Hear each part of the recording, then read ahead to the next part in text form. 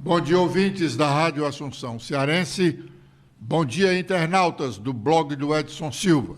Estamos começando agora o nosso programa, o blog do Edson Silva, na Rádio Assunção Cearense.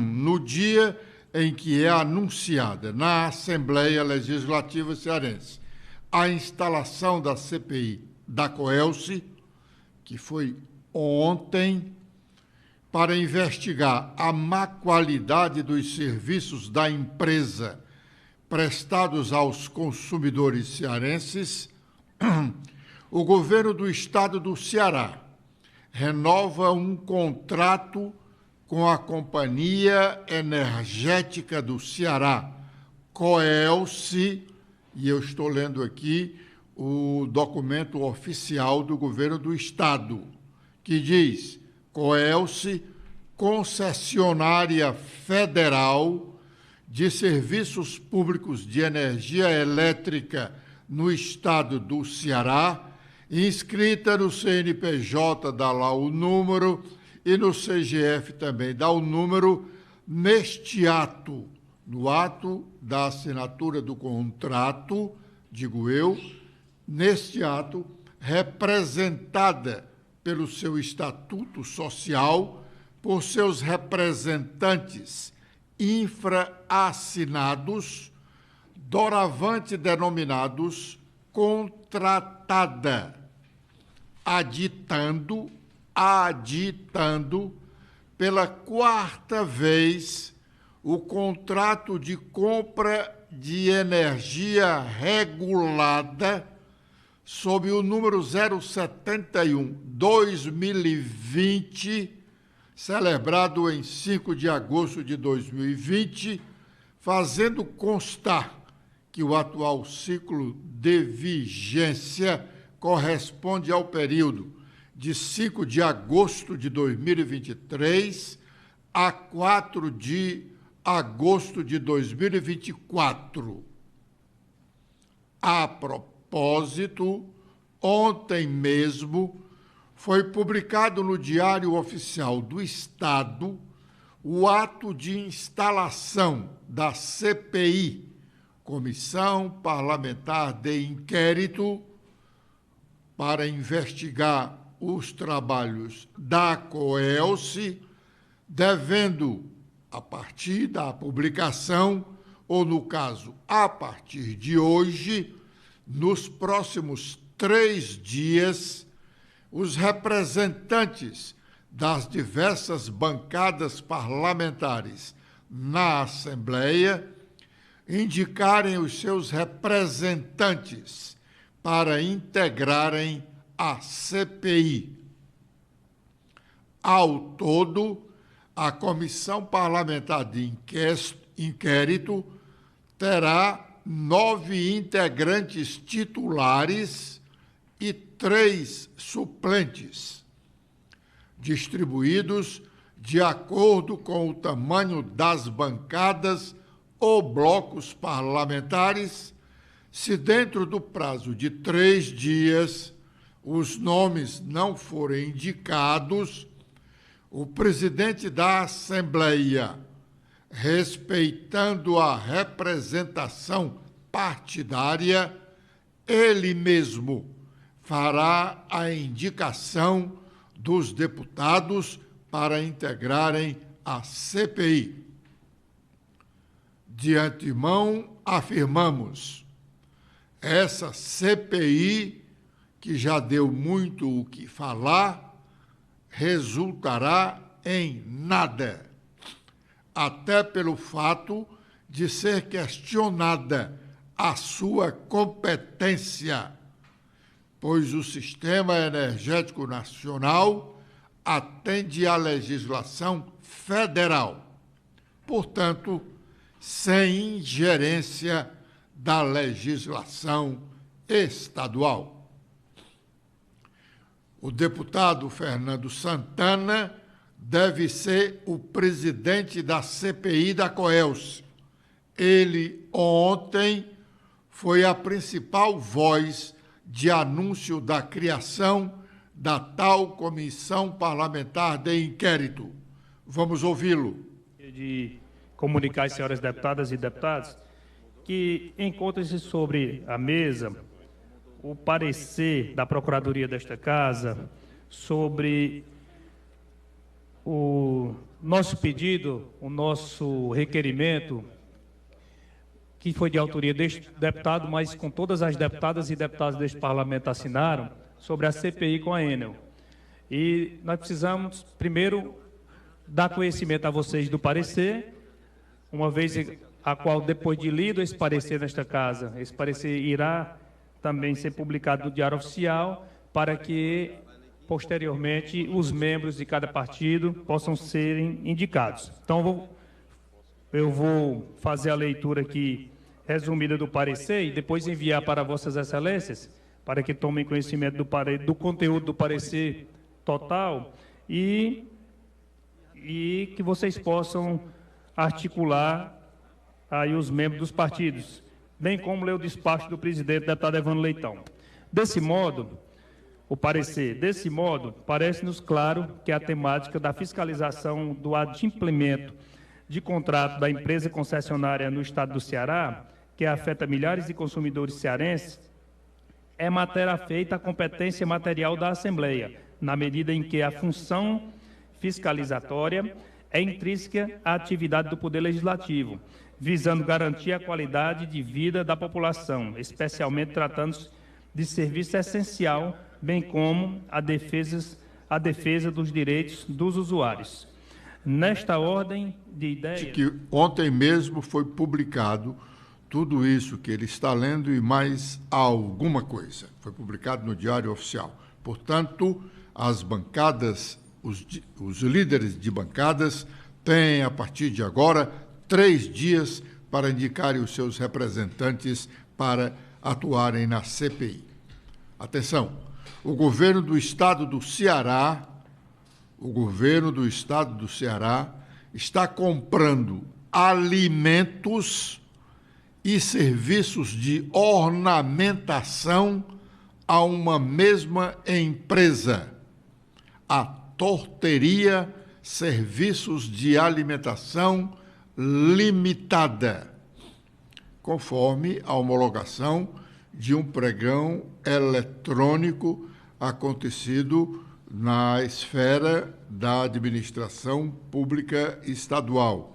Diz lá uma parte do ato, que está publicado, que o governo do estado resolve homologar o resultado do pregão eletrônico 202.313, com fundamento na decisão que chegou o pregoeiro da Comissão de Licitação do Estado, que é integrante da Procuradoria Geral do Estado. Diz lá que, de acordo com as especificações e quantitativos previstos no termo de referência do edital, vencedora foi a Torteria Serviços de Alimentação Limitada, que vai receber, pelos seus serviços e a venda de alimentos, R$ 1.557.354,06. Muito bem. Ainda no âmbito do governo do estado, o governo Elmano está contratando uma consultoria externa,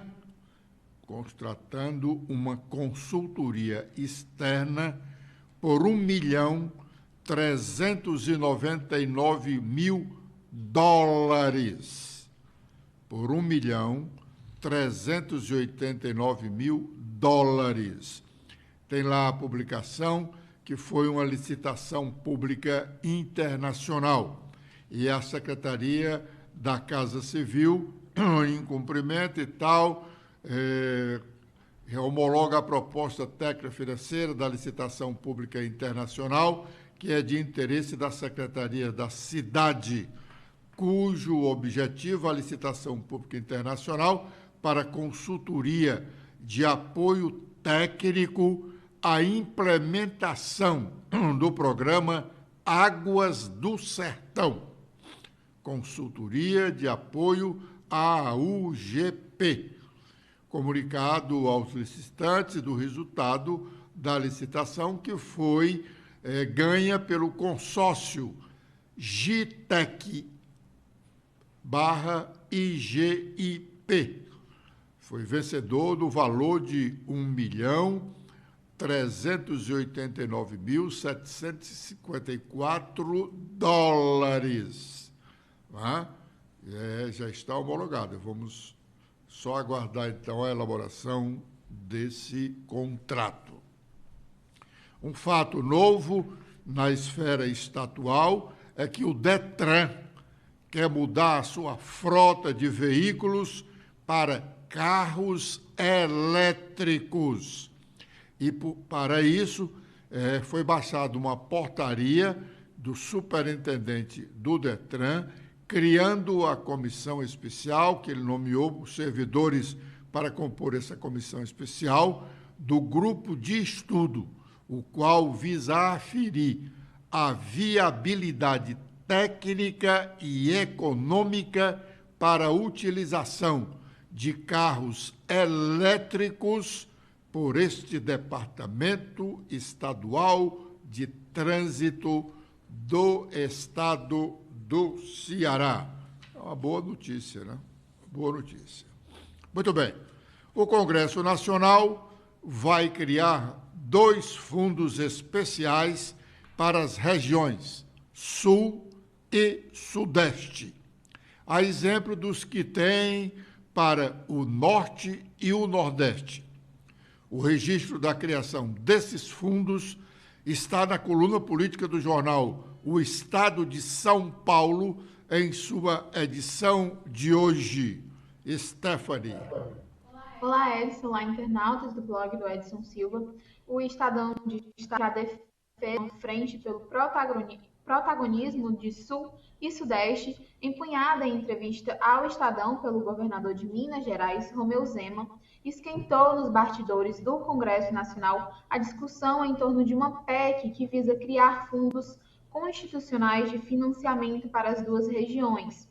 Apresentado em maio, o texto tem apoio de deputados do PT, do presidente Lula, ao PL de Bolsonaro, pela contraposição aos estados do Nordeste, chamados pelo mineiro de vaquinhas que produzem pouco. As falas de Zema suscitaram críticas entre governadores da região, deputados da base e ministros do governo Lula.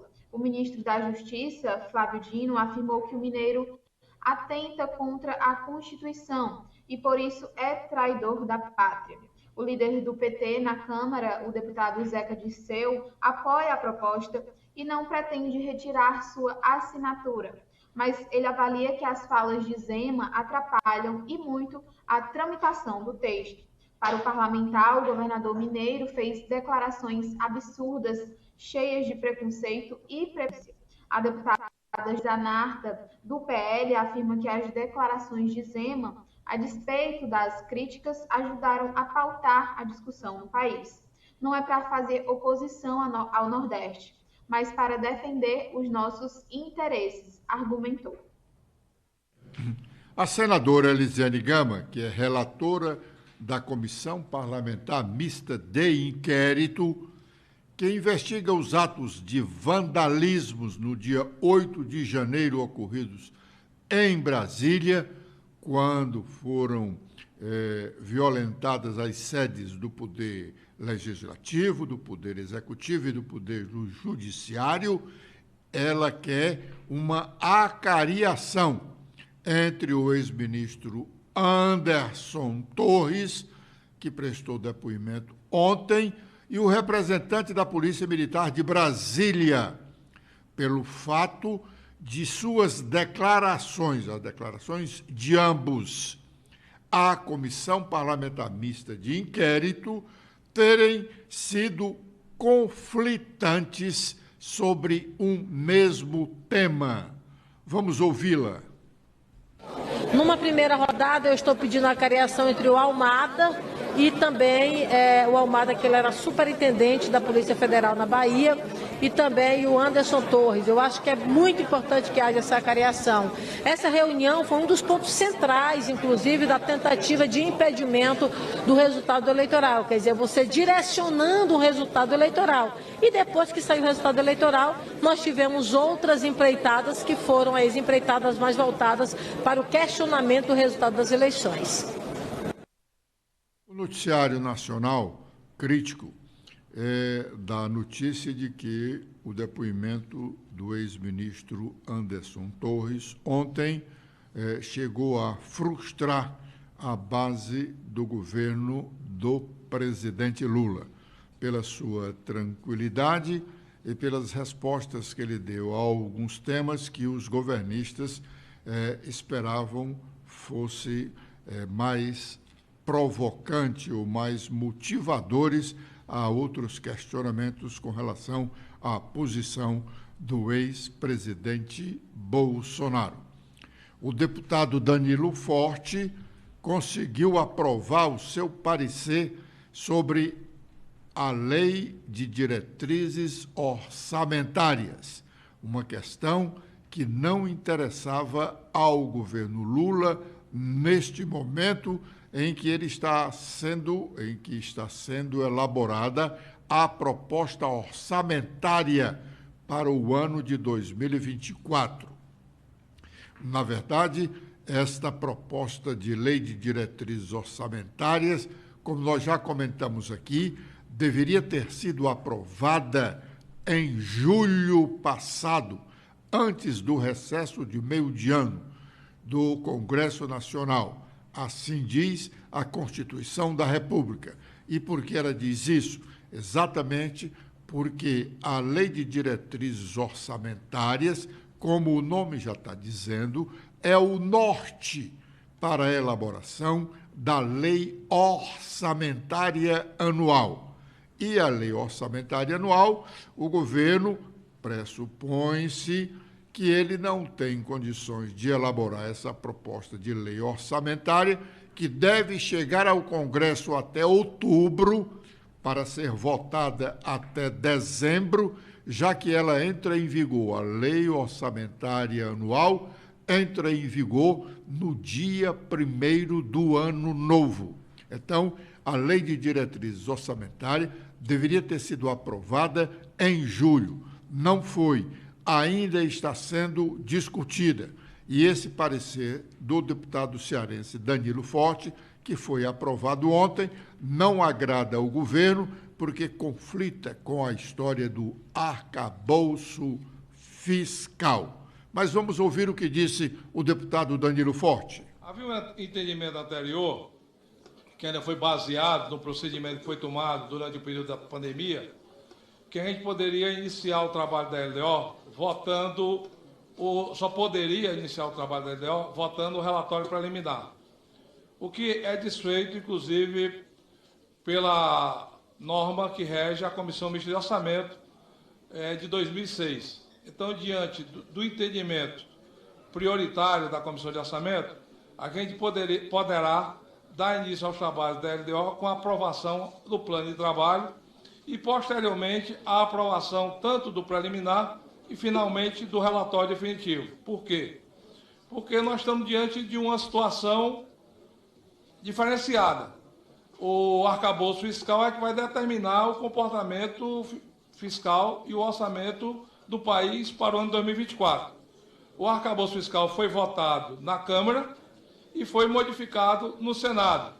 E com essa modificação, logicamente, até por uma prevenção, o governo foi obrigado a fazer uma retificação que foi enviada ontem para a Comissão Mista de Orçamento. Só que a Câmara pode, de novo, desfazer o que foi feito para o Senado. E aí, automaticamente, fica sem prejuízo essa modificação que foi constatada, enviada ontem pelo Ministério do Planejamento para a Comissão de Orçamento.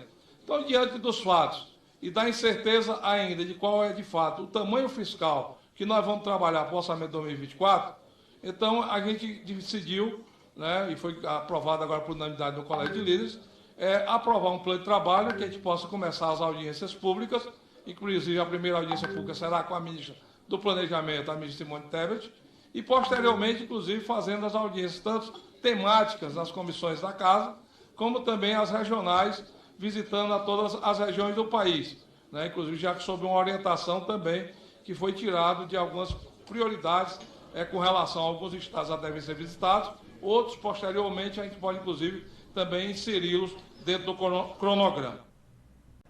Bom, agora é o momento de sabermos quais as nossas manchetes. Letícia. Olá, Edson. Olá a todos que acompanham o nosso programa desta quarta-feira. Com as atualizações feitas no nosso blog, temos que Anderson Torres culpa a Polícia Militar do Distrito Federal pelo baixo efetivo em 8 de janeiro. Torres argumentou que a Secretaria de Segurança era responsável pelo planejamento da operação e não a execução. Também temos uma entrevista do nosso blog especial sobre a importância de boas práticas de políticas educacionais nas universidades. Uma boa rede de acesso facilitaria a vida de diversos estudantes a ter um bom ensino de qualidade. Em relação a direitos estudantis, é comum muitos jovens não saberem quais os seus direitos em uma universidade. Também temos que Juscelino Pinheiro toma posse aqui na Câmara Municipal de Fortaleza em virtude da licença de Michel Lins. Agradecendo aos familiares, amigos e correligionários, o parlamentar destacou o compromisso com as demandas apresentadas pela população e tem buscado mediar junto ao poder público. E com essa licença de Michel Lins, a Câmara de Fortaleza dá passo a sexto suplente do Cidadania. O novo vereador é servidor da Prefeitura de Fortaleza, já tendo exercido várias funções da administração municipal. Com os destaques nacionais, em principal destaque do Estadão, temos que Silvinei Vasquez, sobre política, o ex-diretor da PRF, é preso por suposta interferência no segundo turno das eleições. A PF investiga bloqueios que teriam sido organizados para dificultar as votações de eleitores nordestinos. Com os destaques do Globo, temos em principal destaque sobre Cúpula da Amazônia, um ao vivo sobre esse segundo dia que terá assinatura de documentos e encontros bilaterais entre 8 países que fazem fronteira aqui com a região amazônica. E com as últimas da Folha de São Paulo, temos que o Ministério do Bolsa Família libera emendas e Centrão pressiona o Ministério das Cidades e o Ministério da Educação. E sobre sustentabilidade, o governo deve dar incentivo maior a carros menos poluentes em nova fase do Rota 2030. Este programa deve também beneficiar veículos com mais itens recicláveis. Muito bem. Voltando a falar sobre essa história da CPI, da Coelce, Enel, Coelce realmente, a expectativa é de que ela vai dar muita margem para discussões desinteressantes para o governo do Estado. Embora o governo do Estado venha a ter diretamente 5 nomes nesta CPI, porque são representantes do bloco de aliados ao governo. Depois desse bloco, que tem 5 nomes, aí então vem o PDT, com apenas 2 nomes e 2 dos partidos pequenos de oposição também, cada um com um integrante. Nós havíamos comentado aqui recentemente que o prefeito de Limoeiro do Norte, José Maria Lucena, ex-juiz federal, com atuação aqui no estado do Ceará, depois passou a ser desembargador federal, com atuação lá em Recife. Havia sido convocado por um dos promotores lá de Limoeiro do Norte para ir a uma audiência ontem para provar que estava com saúde e administrando de fato e de direito a Prefeitura de Limoeiro, em razão dos comentários de que ele não estava gerindo a administração municipal em razão da sua condição de saúde. De fato, ele está com a saúde abalada, faz hemodiálise em Fortaleza 3 vezes por semana, mas se diz em condições de continuar administrando aquele município da região do Jaguaribe. O prefeito, óbvio, não foi à audiência. E não era para ir mesmo, não. Nós falamos aqui da fanfarronice do promotor em promover essa audiência.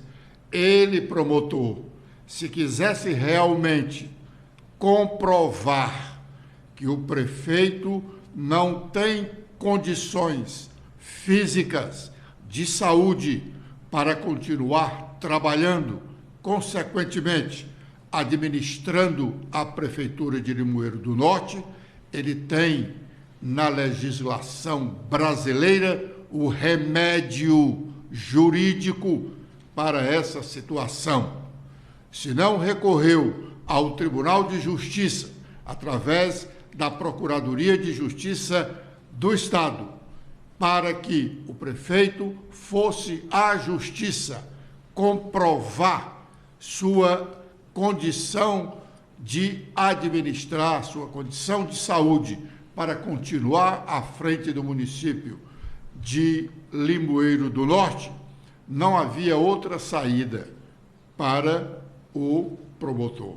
Ele tinha que ir à Justiça e não continuar com essa fanfarronice de fazer audiência para que todo mundo visse se o prefeito estava ou não vivo, com saúde, para administrar a prefeitura. Fez muito bem o prefeito de não ter ido. E ele sabe, o doutor José Maria Lucena, nós enaltecemos aqui as qualidades morais e éticas dele no comentário que fizemos recentemente, e agora podemos dizer que ele sabe, conhece as leis brasileiras, consequentemente, sabe quais são os seus direitos e os seus deveres.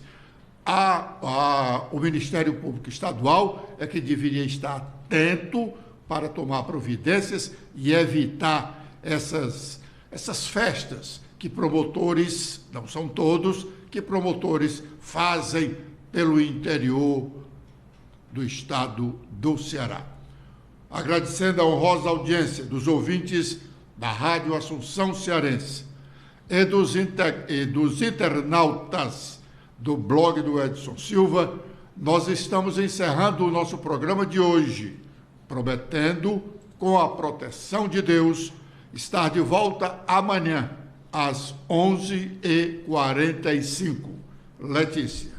Eu também faço meus agradecimentos a todos que acompanharam o nosso programa de hoje. Vocês podem ver mais notícias apontando a câmera do celular de vocês para este QR Code.